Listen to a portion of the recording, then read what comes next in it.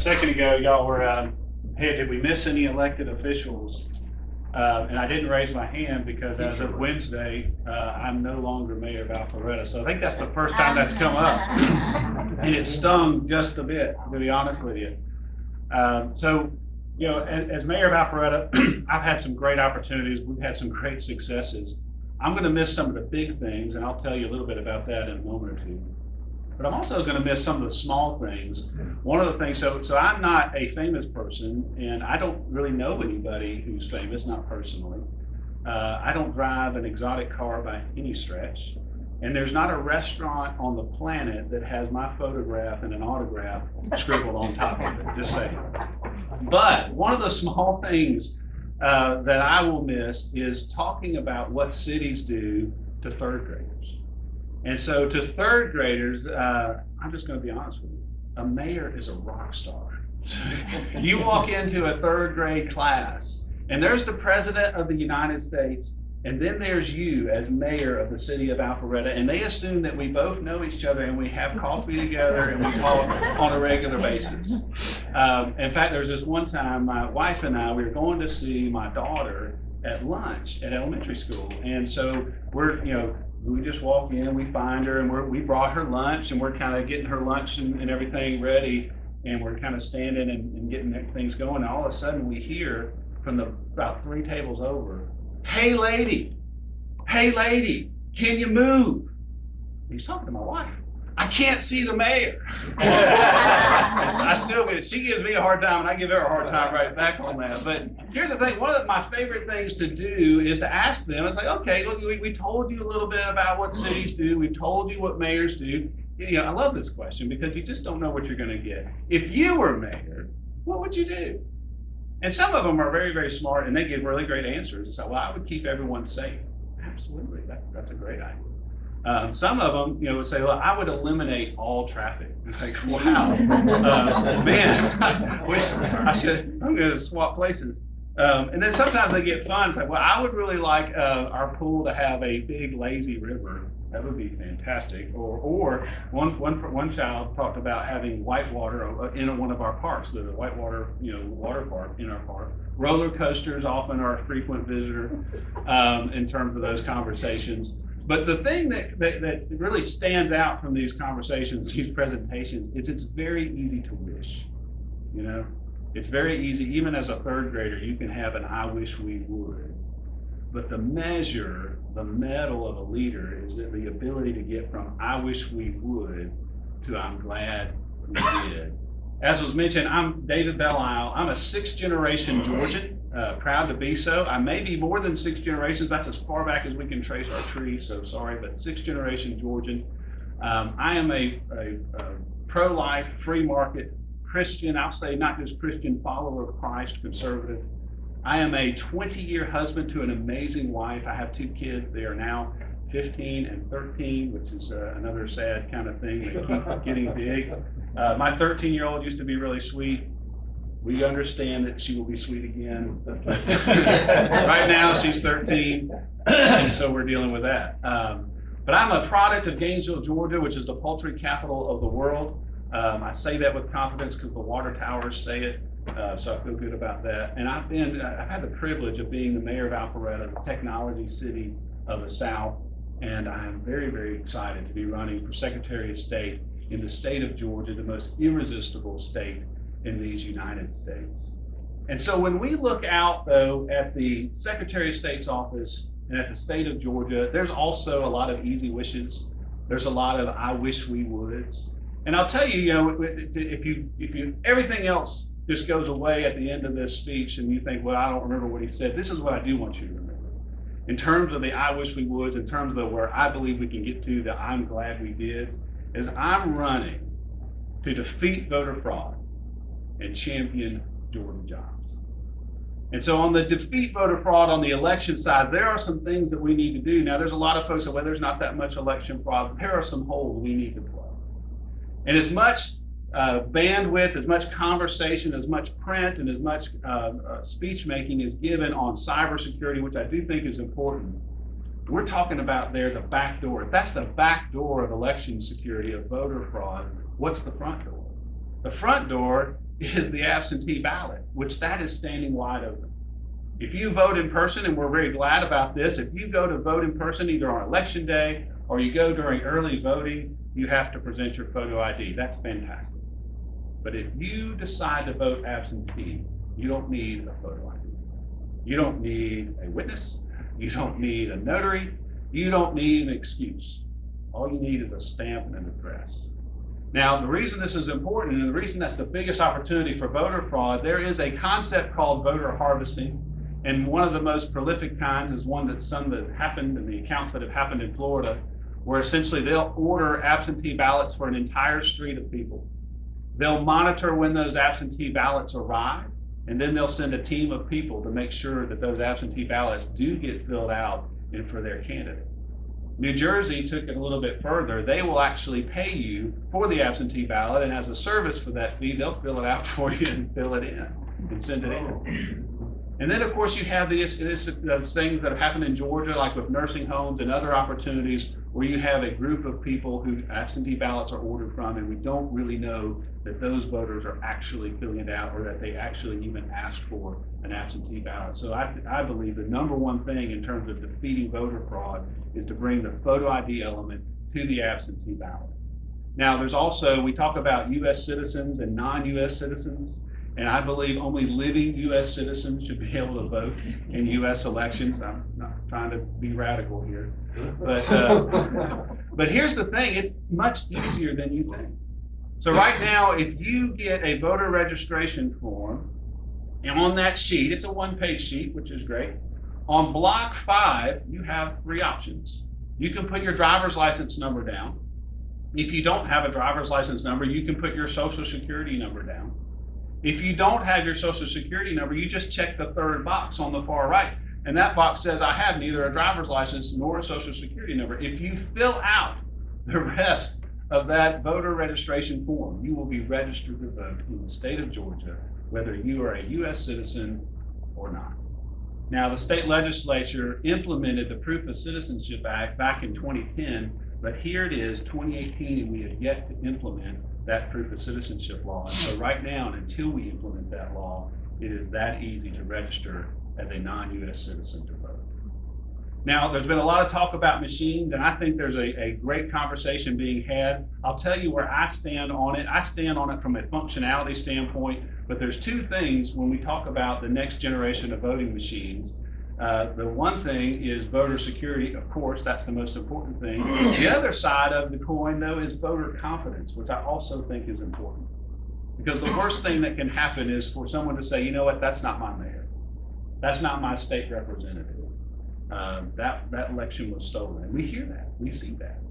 And so what I want to do is see a machine, the machines that, in terms of functionality that I believe work best, there's one where you would present your photo ID just like we do now. And based on that photo ID, you get a piece of cardstock and it would have a little barcode at the bottom. You take that cardstock, you submit it into the machine, it reads the barcode, and you vote electronically, just like you do now. Boom, boom, boom, boom. But when you hit cast ballot, it prints out your selections onto that cardstock. And you have the opportunity to visually verify that the vote on that piece of paper is just as you intended on the electronic version. Then you take that cardstock, you submit it into the second machine, an electronic scan is made of that ballot, which produces a second electronic copy, and the physical copy is stored for future reference. And so in that way, you now have 2 different electronic copies. You also have a physical copy. If there's an anomaly in that election, if there's a recount, there's actually an ability to do a recount. I believe the voters should sign that card as well. And so if there's ever any question, is this your signature? That's what we need to be able to do. It's not foolproof, but it creates a much better voter security situation, but also a better voter confidence situation. And while we're on the subject of voting, I will say this, because I get this question a lot. Where am I on early voting? As a mayor, I'm saying early voting is too long. 3 weeks of early voting is absurd. Even in, people say, well, that's a small city problem or it's a small county problem. No, it's an all city, all county problem. In the city of Alpharetta, our municipal elections are in odd years, which means we have one in 2015 and 2017, 2019. So that means we are on the ballot all by ourselves, which means the county charges the city for the election. Well, they charge us, and granted it is Fulton County, but they charge us over $115,000 just to host a municipal election. And the majority, the lion's share of that cost is because there's 3 weeks of early voting where people just kind of trickle in over a 3-week period. I personally believe it should be a week. I would certainly be open to reducing it to 2 weeks, but I think that window is too long. So when we look at the Secretary of State's office and when we look at the state of Georgia, as I mentioned, there's a lot of I wish we would. And I'll tell you, as I look out and I travel around the state and I talk to mayors and I talk to community leaders, the things that I see in Georgia, there are some things that I think that we can improve. And so you look at the state of Georgia, though, the things that ought not be. Now, agriculture, it's the biggest industry in the state of Georgia, still. $75 billion a year. But 2 years ago, the average farmer was 59 years old. Today in Georgia, the average farmer is 60 years old, 5 years away from traditional retirement.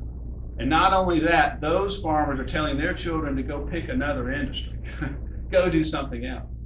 And the problem is that the cost of entry to be able to get into that profession is so high. We have double regulation at the state and the federal level, especially at the environmental side of things.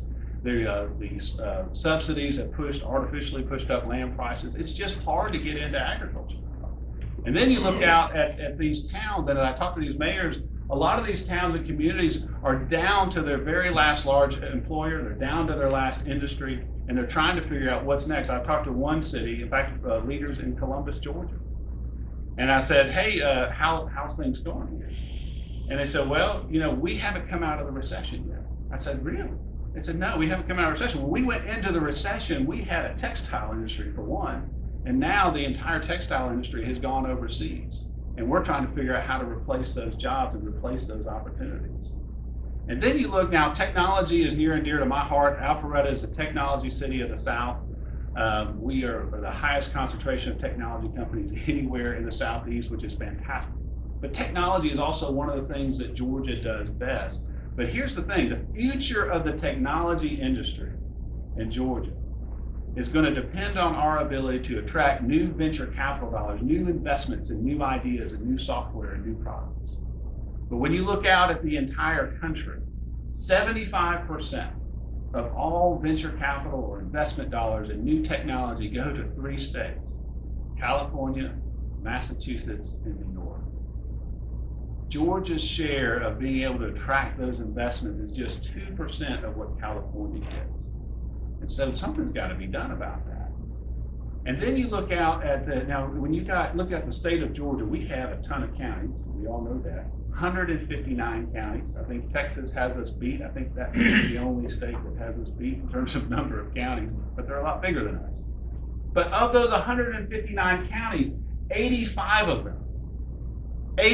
those counties are expected to lose both jobs and population.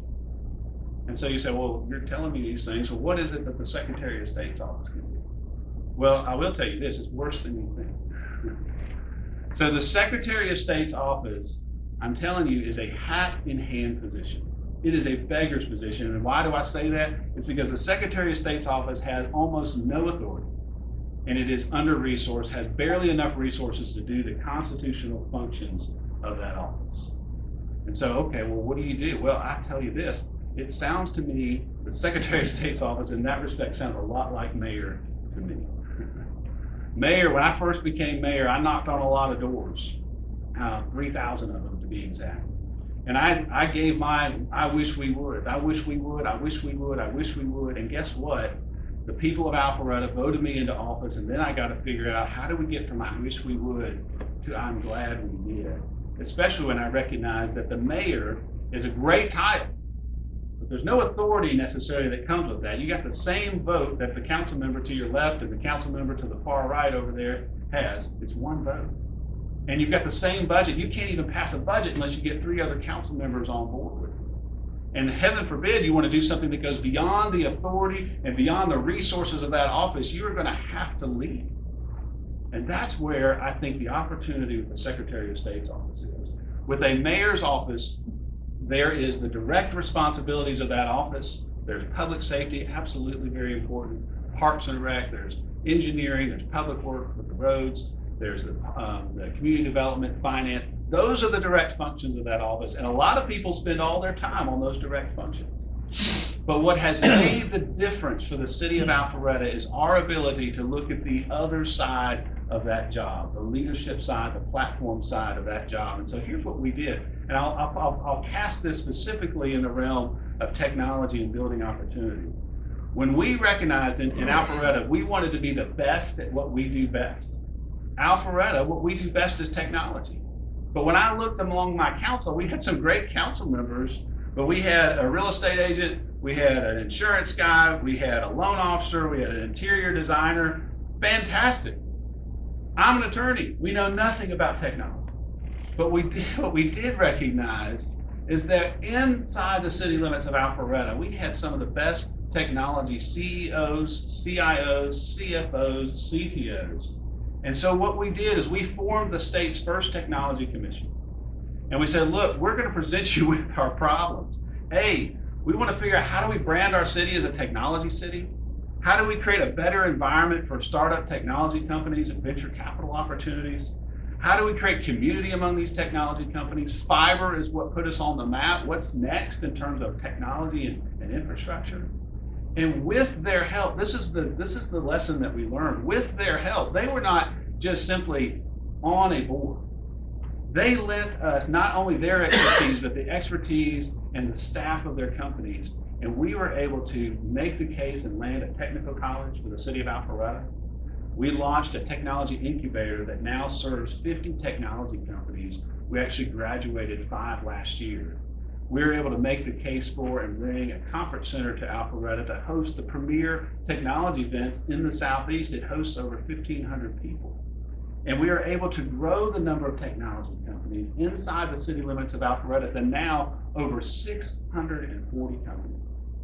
We've added, and I say we because it's been the public and private sector creating this environment and this opportunity and the branding, we've added over 12,000 new technology jobs inside the city limits of Alpharetta in just 5 years. And so when we look out at the state of Georgia, that's the same goal. We want to be the best at what we do best. So in Georgia, what we do best, it's agriculture, it's technology, it's logistics, but we're not yet the best at them. It's what we do best, but we're not yet the best at them. And so what I want to do is apply the lessons, apply the model that we did in Alpharetta to the state of Georgia. And so when you look out at agriculture, one of the things I think we should look at is being the #1 ag tech state in the country. And right now in Alpharetta in July this year, we'll be hosting the state's first ag tech conference, this awesome opportunity to blend what one part of our state does well, technology, with what another part of our state does, agriculture, and starting to blend those together. We've been working with Gary Black's office, and it's been a tremendous experience. I can't wait to see that unveiled. Another opportunity is saying, we've got to seriously look at, with our agriculture leaders, is how do we make the cost of entry into agriculture easier? Do we look at things like farm incubators? Technology incubator, like we have in Alpharetta, is a tremendous opportunity as a low-cost entry point. There's volunteer opportunities as we take leaders in technology and apply them to these companies and on a volunteer basis. There's that same opportunity there. And you start looking at other industries like logistics. Now we have the port, we have the busiest airport in the world, we're home to UPS, that's all fantastic. But we have an opportunity. Forbes magazine says we need 1.4 million more logistics workers this year. And that's a tremendous opportunity for those who are not in Metro Atlanta, because the best place to put logistics operations that needs people experienced in robotics and engineering and other technical aspects, is the best place to put these are outside the Metro Atlanta area. And it starts to create that turn in terms of opportunity. I also think we need to be looking at the cities and towns, making sure we can create, we bring tools of opportunity to these cities. There's a lot of downtowns, and I love downtowns. That's my heart and passion. It's the whole reason I ever ran for office, was to reinvent Alpharetta's downtown. But when I go into these cities, to be honest with you, that I've never been in before, there is a tremendous resource in terms of quality of life, in terms of the communities that you see around the state of Georgia. There are places that people would like to be, but they don't have the opportunity to be there because the tools aren't there. You start looking at things like architectural and engineering and photography, There's a lot of small firms, small companies that could work anywhere in Georgia. And we just have to be able to provide the tool, whether it be rural broadband or other things, that there's opportunities that those companies could work from these towns. And those are some of the building blocks that start to turn an economy for a small city, for a small community, and start to turn that around. And then on the technology side, I told you that 75% of all investment dollars go to California, Massachusetts, and New York. Do you see a pattern there?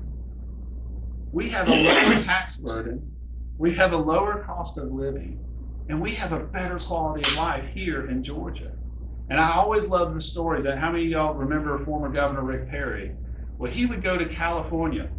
He was the governor of Texas. He would go to California and he would sell Texas in California, and it wasn't a hard sell. And so when we start looking at what are the opportunities for Georgia in terms of venture capital, this isn't that hard. We need to, what I would like to do is start linking together all the incubators and innovation centers together, identifying the best performers in fintech, in health IT, in ag tech, and other genres, and then start bringing and promoting investment opportunities to come to them, and then ultimately them to come to those investment opportunities. And we can do so much better than 2% of what California gets. And that's the future of technology in Georgia. Technology, logistics, and agriculture, we can be the best at them. Now, you're going to have choices on May 22nd, and yes, it's coming that fast. I think it's now under 90 days. So you've got to have choices when it comes to the Secretary of State's office. There's 4 of us running on the Republican ticket so far. You have 3 legislators and you have a mayor. Now, I just want to point out some of the differences. Now, a legislator is an important person, and there's an important skill set there in terms of identifying issues, in terms of advocating a bill. But if you were to take all the laws of the state of Georgia and stack them here, it would be higher than this room. It'd be about between 12.5 and 13 feet tall. If your best bet that you ever had was to add another law to the 12.5 feet of laws that we already have, that's not the experience. That's not the leadership we need to turn an under-resourced office around. And in addition to that, be able to do the other side of the job, which is on this leadership platform, is what mayors do. Now, one of us is going to be running against John Barrow, and I don't know how many of you remember John Barrow, but he is a former congressman on the Democrat Party. As loud as we say, I'm going to say defeat voter fraud, right? And the rest of my colleagues who are running for this office are going to say some version of that. And as loud as we shout defeat voter fraud, do you know what the Democrats are going to shout? Defeat voter suppression. And that's fine. We say defeat voter fraud, they say defeat voter suppression, and then you've got the people in the middle that are going to have to decide. And I'm not telling you I'm a moderate, but what I am telling you is that we need a bigger picture than the direct functions of that office if we're going to be able to hold this office and keep this office red. What we're going to have to do is say, look, there's another half of the job. Yes, we want to defeat voter fraud, but there's this championing Georgia job that requires leadership beyond the resources and authority of that office. And I'm not just blowing smoke. We've done it for Alpharetta, and we believe we can do this for Georgia as well. And so what I need, and I need you to help me, because we have a great opportunity to make Georgia better for every Georgian everywhere. And I'm honest with you, I'm going to tell you up front, I'm not running for the purpose of making a better Secretary of State's office for Georgia. That's not why I'm running. I want to do that. That's not why I'm running. I'm running to make a better Georgia through the Secretary of State's office, to open up the opportunity. An office that touches every business in the state of Georgia has the opportunity to help the entire state of Georgia. That's what we're looking at. And can you imagine for a moment if the reports that you start hearing, whether it be in agriculture, is like, look, we've got first generation farmers because the opportunity is that good. Can you imagine a first generation farmer? Or talking about these 85 counties that suddenly they're not talking about how they're losing jobs and population, they're talking about opportunity, maintaining, of course, their small town charm, but talking about how their kids are coming back to be in that town and work in that town because the opportunities are in and around that town.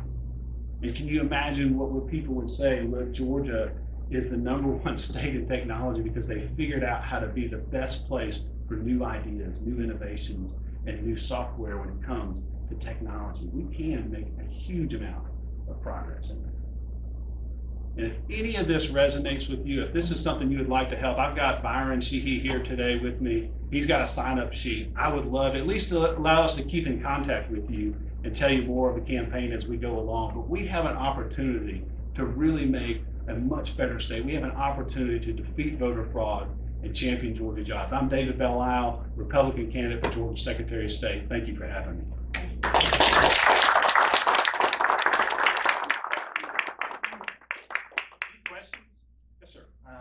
I like that you're going to be an advocate for the technology side, and we have schools like Georgia Tech, Southern Polynesia, Kennesaw, and a few others to actually keep those folks here because they don't really have to go out. And I recognize agricultural, and that's really great, and appreciate you being an advocate for that.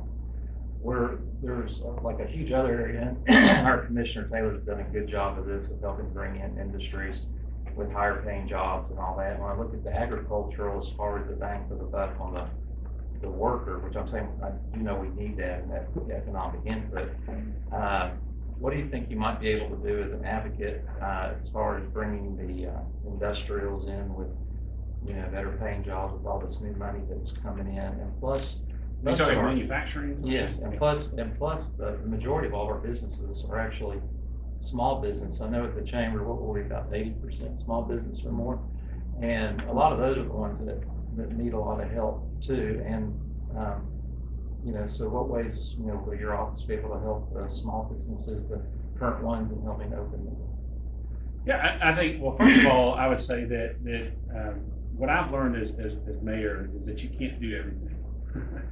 And so you try to focus, and to be honest with you, this is going to sound weird, I learned that from the Detroit mayor. You don't think there would be a whole lot to learn from the Detroit mayor, but the current Detroit mayor, well, he didn't preside over the downcline. This is what I learned from the Detroit mayor is fascinating. We went up with a group of leaders and listened to the story of Detroit. Detroit, for those of you who don't know, was once upon a time a city for over 2 million people. Current population is under 700,000. So can you imagine a city built for 2 million people that only has less than half of that left? What do you do with all the buildings and things? And the previous mayors of that city, in terms of blight, they would apply these programs or these efforts across the entire city evenly, which it seems fair. It's fair, but what this mayor did is like, look, we can't do it all. We can't save it all. But what he did is he started focusing on, I'm going to focus on this block. This block has some houses that, we need to tear down the ones that got drug deals and things happening on them. But there's an opportunity to save this block. And so they identified maybe a dozen those blocks that they could save. And what they did, they saved them. They were able to create all the efforts they were doing across the entire, we're going to do for this one what we wish we could do for all. And then they moved to the next set, and to the next set. And so I'm not here to tell you that I can help every business all at once. But I do think that when we create opportunities in what Georgia does best, in agriculture, technology, and logistics, there is a ecosystem of small business that supports each of those. There is an ecosystem of manufacturing that supports each of those.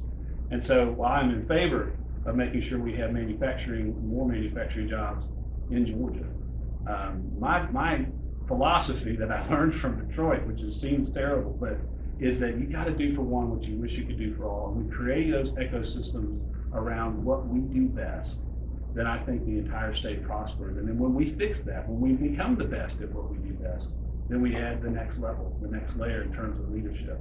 But I want to point out too, is I'm not suggesting we grow the function of government. I'm not suggesting we grow the size of government or the spending of government. I'm simply saying that we apply the leadership on a platform that we have not yet applied. That's what worked for Alpharetta. I didn't spend any money on technology in Alpharetta. But we did invest in others and create a vision that people could get behind, and they put their money, their resources, because it benefited them. When you say, look, I don't just want to help you, I want to help your industry of which you're a part of, which will help your state. And it's the same thing that we did in the city of Alpharetta, and it works. Thank y'all so much for having me. Appreciate that.